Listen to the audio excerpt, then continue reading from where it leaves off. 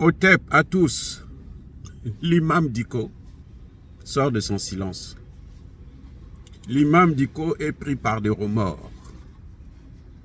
Malade hospitalisé en Algérie, certainement à cause de l'échec de ce qu'il a voulu faire avec les Algériens, à cause de la réaction du gouvernement malien contre les terroristes venus d'Algérie, ou des terroristes algériens même, à cause de la réaction des Africains. L'imam Dicko, là où il est là, il sait que la jeunesse africaine est vraiment très déçue de lui. L'imam Dicko a pris conscience qu'il est vomi par un peuple, par ce continent qu'il a soutenu, qui a cru en lui, qu'il a suivi. Parce que, il faut le reconnaître, c'est que c'est lui qui a mobilisé la jeunesse malienne. Tous les vendredis, il marchait contre Ibeka, qui n'était pas capable d'apporter des solutions à leurs problèmes, aux problèmes de la crise, de la tuerie des militaires par les Français et tous leurs alliés de l'OTAN et de l'Union européenne. L'imam Dicko a compris que c'est terminé. Il est à la gare, au terminus. Il ne peut plus continuer.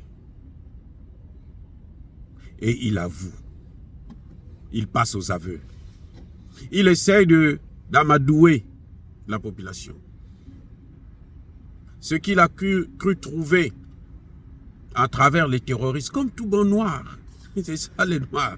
C'est que il veut faire la politique et il pense que la meilleure façon de faire la politique, c'est de soutenir les étrangers qui viennent pour tuer ses frères et sœurs, ses enfants, ses petits-enfants.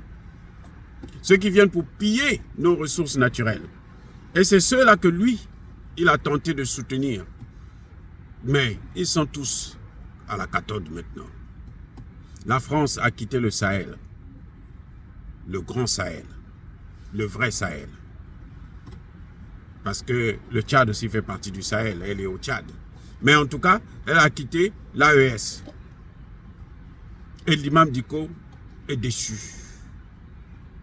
L'Algérie qui contrôlait le nord du Mali, la région de Kidal, qui était devenue une partie de l'Algérie d'ailleurs, a perdu la main dessus. Et l'imam Dicko sait que l'Algérie n'aura plus d'influence sur le Mali. C'est fini. La récréation est terminée. Bravo Assimi Goïta, bravo Choguel Kokala Maïga, bravo les 5 colonels, bravo l'armée malienne pour nous avoir donné cet honneur, nous avoir redonné notre honneur, notre fierté d'appartenir à un peuple, à une terre bénie de Dieu, un paradis. Eh oui.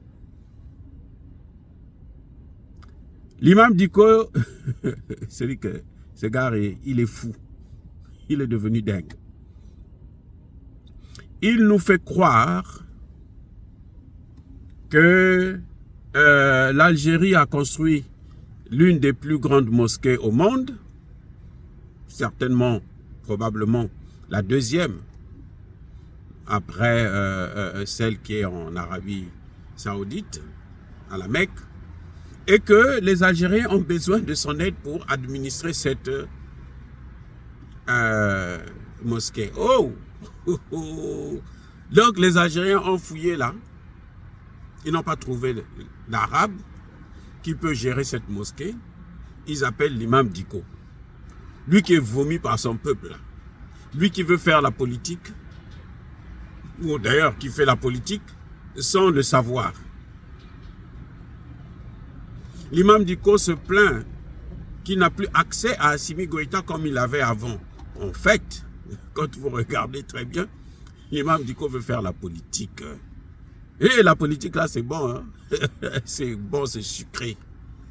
C'est mielleux. La politique, c'est bon. C'est pour ça que quand ils rentrent dans la politique, ils ne sortent plus. Hein. Vous n'allez jamais voir quelqu'un qui rentre dans la politique là, et puis qui sort, qui va refaire ce qu'il faisait avant. C'est très, très, très, très rare.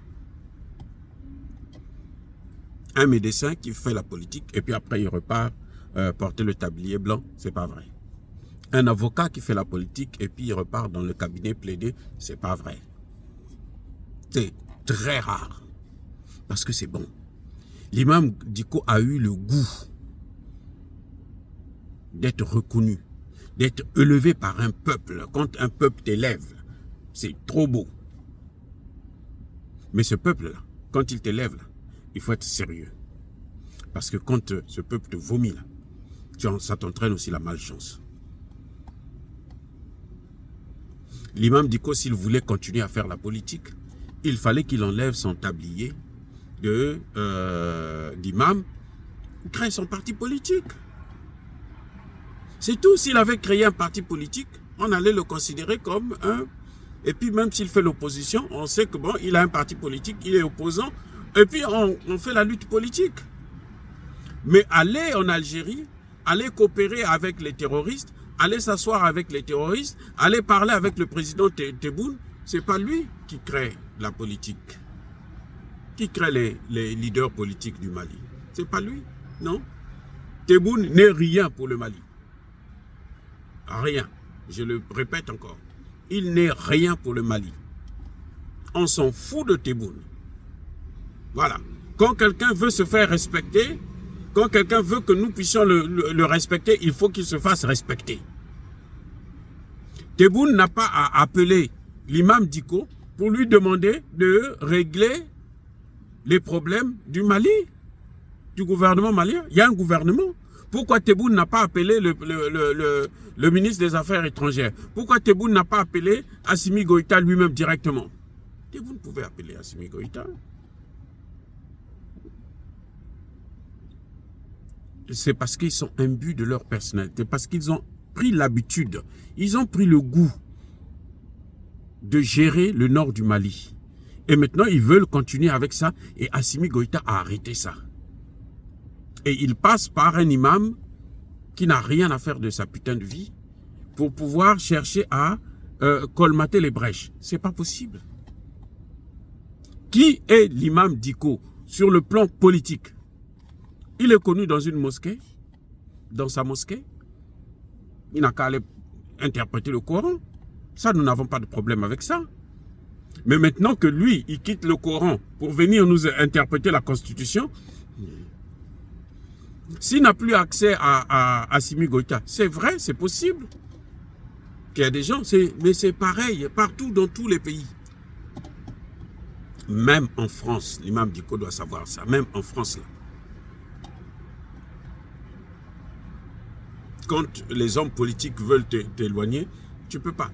Il y a eu un premier ministre français, comment on l'appelle, oh là là, j'ai oublié le nom, à l'époque de François Mitterrand, qui s'est suicidé avec l'arme de son garde du corps. Ce monsieur, avant de se suicider, a cherché à parler avec François Mitterrand parce que c'était François Mitterrand qui pouvait le protéger contre les dossiers judiciaires qu'il avait. François Mitterrand ne voulait pas le parler. François Mitterrand l'a abandonné. Il y a même des gens qui disent que c'est François Mitterrand lui-même qui l'a tué parce que monsieur s'est suicidé avec l'arme de son garde du corps et il s'est suicidé une balle à la nuque. Ce qui est, bien entendu, pas évident. C'est quand il est sorti, quand il est mort, que François Mitterrand va venir maintenant expliquer. Non, vous savez, on ne peut pas savoir ce que quelqu'un qui est mort, les raisons pour lesquelles il est mort, il est mort. Comment vous allez savoir?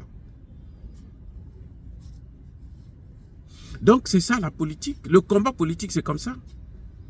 La meilleure des choses, c'est de sortir, accepter, s'engager à faire la politique. Comme ça, tu vas te faire entendre mieux. Mais si tu crois que parce que tu as aidé à soulever la population contre un régime incompétent, alors maintenant, tu es le conseiller spécial du président de droit, eh ben tu te trompes. Tu te trompes, Monsieur Diko, tu te trompes. Monsieur Tebboune vous appelle pour vous demander d'aller parler à Assimi Goïta, mais quand même. Monsieur Tebboune sait quels sont les canaux diplomatiques pour pouvoir parler avec Assimi Goïta. Monsieur Tebboune le sait. Il peut parler au Premier ministre, il peut parler au ministre des Affaires étrangères, il peut parler à l'ambassadeur. Il aura accès forcément au président. S'il ne le fait pas, c'est parce qu'il sait que ce qu'il demande au président n'est pas juste. C'est inacceptable, c'est pas normal. Demander à un président qui a gagné la guerre de venir parler avec les gens qu'il a vaincus, c'est faux, ça ne se fait pas. C'est comme ça s'est passé en Haïti, où la France a demandé, venu imposer à Haïti une rançon parce qu'elle avait gagné la guerre. Non, ça ne se fait pas. C'est fini. Monsieur Tebboune, qui entretenait le terrorisme dans le nord du Mali, a été surpris de voir l'armée malienne reprendre la main, le dessus, récupérer Kidal. Et la France a reproché à Tebboune de ne pouvoir pas protéger, mais c'est pas qu'il n'a pas pu protéger, il ne pouvait pas. C'est pas qu'il n'a pas voulu plutôt, mais il ne pouvait pas protéger les terroristes, parce que ce sont des terroristes, on ne peut pas les protéger. Dans un pays sérieux. Ce n'est que au Congo démocratique qu'on protège les terroristes. Mais au Mali, là, ce n'est plus le cas. On danse plus, on chante plus, on ne mange plus, on boit plus avec les terroristes. On les neutralise. Donc, M. Tebboune, qui avait le nord du Mali via les terroristes, c'est exactement ce qui se passe, le M23 avec le Rwanda. C'est ce que Tebboune faisait au nord du Mali. Il entretient les terroristes, il les laisse passer, ainsi de suite. Mais la majorité des terroristes ont été tués. Celui qui a échappé belle, c'est celui qui est encore là-bas. Il y a Gagali. Mais tôt ou tard, il se fera avoir. Donc Tebboune, lui, tous les gars. C'est pour ça que j'étais surpris de voir comment des gens 3000 personnes terroristes vont attaquer Djibo. Mais c'est parce qu'ils viennent des pays limitrophes. Forcément, ils sont quelque part. Mais de plus en plus, les militaires de l'AES, eh ben, ils font le travail. Ils les massacrent. Donc Tebboune est désespéré. C'est pour ça que lui, il demande à ce qu'on puisse venir parler avec les terroristes. Lui-même, Tebboune, l'Algérie n'a pas parlé avec les terroristes du fils. L'Algérie n'a pas négocié avec eux. Au contraire, ce qu'on a fait, on leur a donné une partie du Mali. Bon, allez-y au Mali là-bas, allez-y faire ce que vous voulez parce que ça c'est pour vous. Ce sont eux qui sont venus empoisonner la zone. Maintenant qu'on est en train de mettre l'ordre, Tebboune se dit, mais comment je vais encore avoir le pétrole qu'il y a là-bas? La nappe de, comment on appelle ça, Touadéni, oui, Touadéni je crois. C'est cette nappe pétrolière-là que Tebboune est en train de viser. Et Tebboune voulait prendre ça grâce à l'aide des terroristes que lui, il entretenait.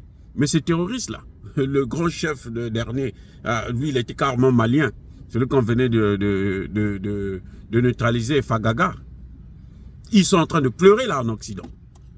Tous, ils sont en train de pleurer parce que lui, c'était le grand maître. C'est lui qui a administré le nord du Mali. Ce Fagaga là, c'est un ancien colonel de l'armée malienne. Donc Tebboune ne pouvait pas le faire. Et l'autre Diko, il croyait que on va continuer à l'acclamer. On connaît maintenant son secret. Mais qu'il reste en Algérie là-bas. Qu'il reste là, il ne faut pas qu'il revienne. Pourquoi il va revenir? Il n'a qu'à rester là-bas puisque Tebboune l'aime. Lui, c'est l'homme de Tebboune.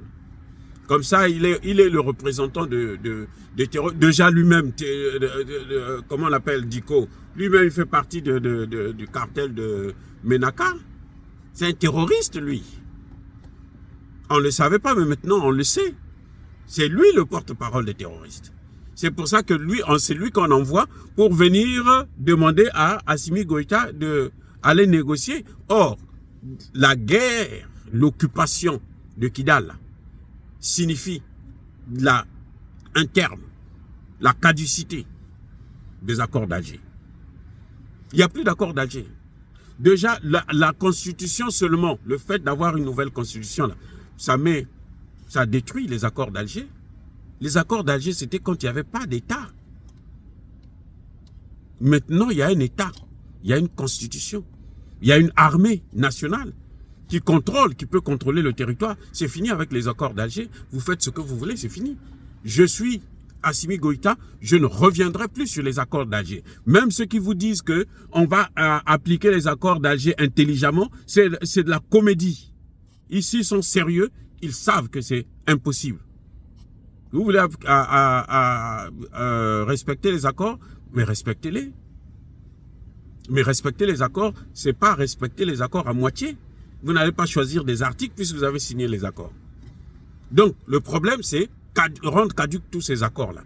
Et ces accords sont automatiquement caducs à partir du moment où les signataires se sont battus et il y a un vainqueur.